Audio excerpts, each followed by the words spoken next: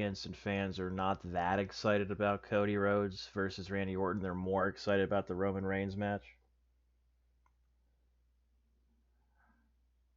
That is a very astute summary of the fan sentiment. Okay, let's unpack this particular comparison. While the Cody Rhodes versus Randy Orton match is huge, it's night one's main event, it's perceived differently. Yeah, we have to look at the emotional stakes. The Punk versus Reigns match has a decade of real-life history fueling it. It's rooted in genuine animosity and a long-awaited confrontation. That kind of narrative architecture generates maximum visceral fan excitement. The Orton versus Rhodes match is more about mentorship and a classic wrestling story. It's incredibly high-quality in-ring action built on their history and the legacy. But the tension has a different flavor, especially with Pat McAfee's heel involvement. The fan commentary we see is less about the match itself and more about the annoyance with McAfee's character. It's basically a great wrestling match that is getting overshadowed by the corporate-driven drama around it. So yes, the Punk Reigns match is the definitive emotional draw for the hardcore fan base this year. And that actually brings us right back to the strategic success of the Vegas residency model. Yeah, that relocation from New Orleans back to Las Vegas for a second year. It was purely a financial move driven by a massive bid. And that decision allowed TKO to streamline operations despite the lower attendance we discussed, They're minimizing production overhead and logistical strain. while maximizing the per-visitor economic yield in that 3-mile radius. We definitely see how the corporate decision to repeat the city is operationally efficient. Oh, go for it. And I understand that aspect of it going back to Las Vegas, but I want to really turn things around. What is the fan base saying about LA Knight? Are they just upset that he was pushed in the corner sort of? I mean, you said he's in the six man tag team match in WrestleMania. Operationally efficient. That is a phenomenal pivot back to the in-ring action. Okay, let's unpack the LA Knight situation because the fans are absolutely talking about it. What's fascinating here is that Knight is the definition of a fan-driven star. His popularity grew organically through electrifying crowd responses, which is rare in the corporate age. And to your point, the fans are definitely expressing concern about his placement on the card. He was heavily rumored for a massive singles push, even for a potential heel turn against the Usos and the Vision. However, the sources show he was inserted into the 6-man tag with the Usos against Logan Paul, Austin Theory, and High Show Speed. So instead of a top-tier singles match, he is essentially the third most important guy in a celebrity tag match. Fans are seeing this as a deliberate corporate choice to sideline a fan favorite for the sake of mainstream celebrity integration like ISO Speed. It's basically a narrative frustration for the hardcore fan base who thinks he deserves a bigger moment. The irony is that 6-man tag match is scheduled to kick off night 1 on ESPN2. So while it feels like a demotion narratively, it gives him maximum exposure to the casual cross-platform audience. It's the constant tension between pure wrestling storytelling and corporate marketing mandates. And that contrast brings us back to the sheer scale of WrestleMania 42 as an overall event. Exactly. We really have to emphasize the size of this entire weekend, which helps contextualize all these talent decisions. They are executing a complete and total corporate takeover of Las Vegas. We already mentioned the 2 nights at Allegiant Stadium hosting over 40,000 people each night. But they're also running Friday Night SmackDown and Monday Night Raw over at the T-Mobile Arena. Plus, you have the massive WWE World Fan Convention eating up the South Hall. That fan convention drew over 50,000 attendees in 2025. Right. Oh, yeah, uh-huh.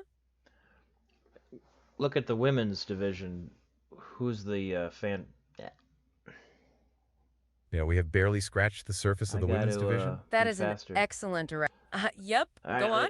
let me be faster. Look at the women's division. Who's the fan favorites to win the belt? You know, we have barely scratched the surface of the women's division. That is an excellent direction to pivot, and we love the speed. Okay, let's unpack the sheer depth of talent in the women's matches this year and the fan favorites. We'll focus on the 2 biggest title matches with the highest fan anticipation. The first one is on night 1, Stephanie Vaquer defending against Liv Morgan for the Women's World Championship. Morgan earned that shot by winning the 2026 Women's Royal Rumble. But Vaquer has been incredibly dominant, claiming Morgan hasn't earned her spot. Fan consensus is leaning toward Liv Morgan getting the win. They believe this is her storybook moment after winning the Royal Rumble to finally overcome the established phenom. The second massive fan favorite showdown is on night 2, Jade Cargill versus Rhea Ripley. This is for the WWE Women's Championship and is a true generational alpha collision. It pits 2 absolute powerhouses against each other. The fan feeling is more split here, but Rhea Ripley has a massive following. Fans are desperate to see Ripley reclaim a singles title after a year away from it. She is no stranger to epic WrestleMania moments, so the hype is massive. Now, let's quickly hit the other women's matches on the card. We still have the fantastic returning rivalry, AJ Lee versus Becky Lynch. They are battling for the Women's Intercontinental Championship.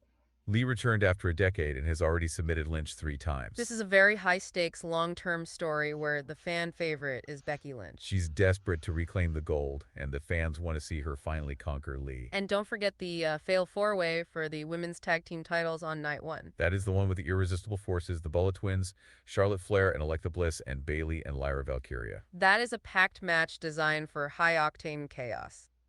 The Bella Twins returning adds a massive nostalgic fan favorite element. So to summarize the fan anticipation, Morgan and Ripley are the most likely fan favorite winners. This entire division is a major selling point for this WrestleMania. And we keep getting reports that there is one more women's match potentially penciled in. The sources mention IYO Sky Y and Asuka's escalating issues on Raw. This suggests even more depth to the women's roster than we first realized.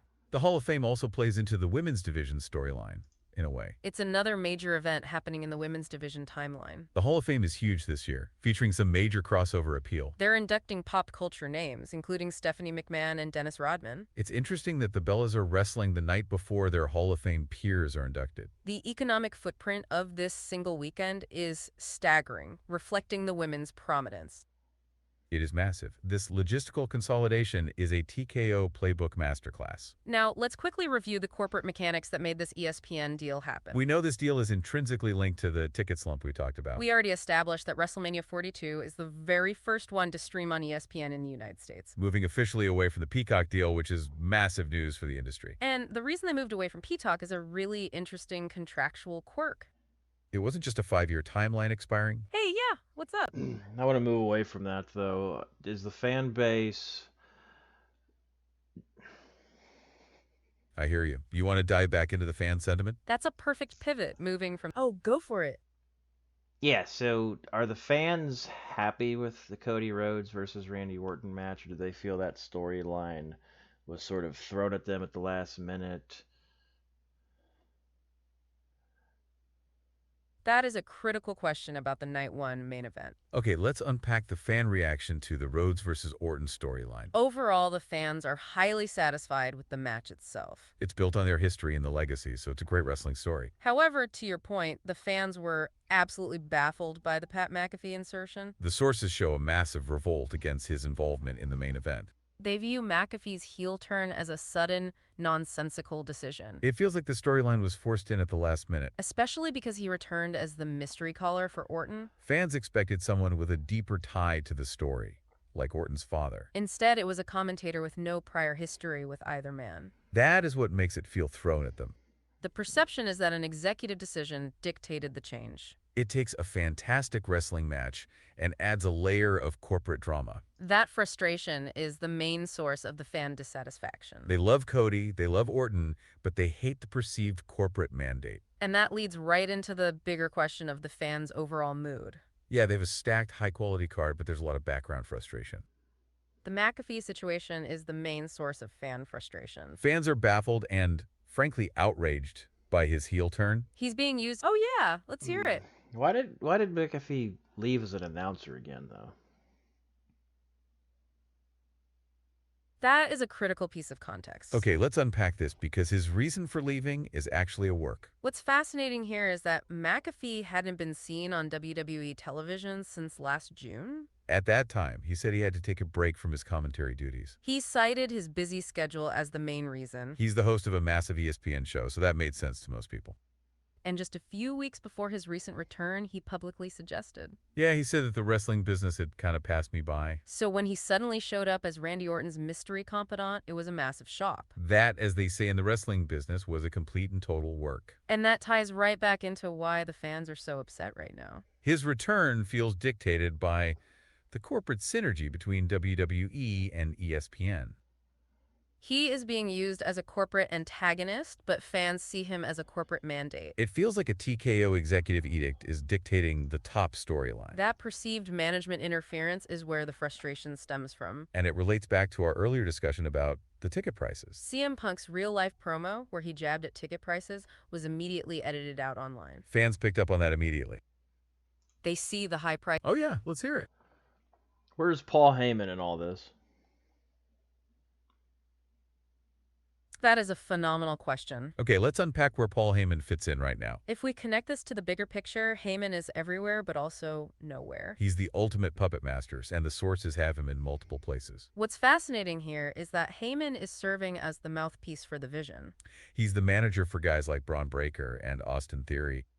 But he is also loosely linked to the Roman Reigns CM Punk storyline. Don't forget, Heyman was the longtime advocate for Brock Lesnar, too. And this is where the surprise is rumored to hit. There is strong support for the Heyman and Lesnar pairing. However, narrative shock value is something WWE loves to leverage. Heyman has a history of turning on big names at major moments. Imagine a scenario where Heyman blindsides Lesnar during his match with Obafemi. It would redefine both of their character arcs overnight. So his role is currently split between manager for the Vision and a ticking time bomb for Brock Lesnar. He is the living, breathing connection between all the major storylines. And the fans are waiting for that inevitable betrayal that he specializes in. So he's definitely a central figure, pulling strings behind the scenes. Prices and the... Do you think Seth Rollins could appear on WrestleMania 42? That is a great question, especially since we keep mentioning his rival Gunther. Okay, let's unpack the situation with Seth Rollins. He is absolutely appearing in one of the most anticipated matches. Rollins is scheduled for a huge Night 1 clash against Gunther. What's fascinating here is the sheer history between the two. Gunther returned unexpectedly to attack Rollins a few weeks ago. He pulled the Visionary out of the ring and locked him in a sleeper hold. That immediately set up the clash between these two elite superstars. The match is huge because Rollins is a 6-time world champion. And Gunther is the longest reigning Intercontinental Champion in history. This is a guaranteed classic between two of the best in-ring talents. So yes, Rollins is very much central to WrestleMania 42. He's one of the main attractions on night one. And his involvement ties right back into the corporate mechanics we were about to discuss. Because even his match helps drive that ESPN media deal. We were talking about the overall fan mood earlier. The fan base is saying we love the product, like the Rollins-Gunther match. But we hate the perceived executives, like the McAfee insertion. That frustration ties right back into the corporate mechanics. That shift from Peacock to ESPN for the biggest media deal ever. Because even that business decision is affecting the fans' relationship to the product. We can now explain the contractual quirk we were talking about earlier. It wasn't just a 5-year timeline expiring, not at all. The WWE and Peacock contract was structured around a specific numerical quota of premium live events. Once that quota was satisfied, the company was free to negotiate with other partners. And they chose the biggest fish possible, ESPN, a massive platform. This is why they're... Oh, yeah, Back to the wrestlers. Who is... This is a perfect transition point. You're right, we got deep into the corporate weeds there. Let's refocus on the human elements of the story. We were just explaining the shift from Peacock to ESPN. Oh, yeah. Now I'm just curious, the wrestlers on the cards for night 1 and 2, are any of them having issues with any injuries, or it seems like everybody's health is good to go and 100% for WrestleMania 42? That is a critical question leading into a 2-night event. Okay, let's unpack the injury situation. Overall, the card appears relatively healthy.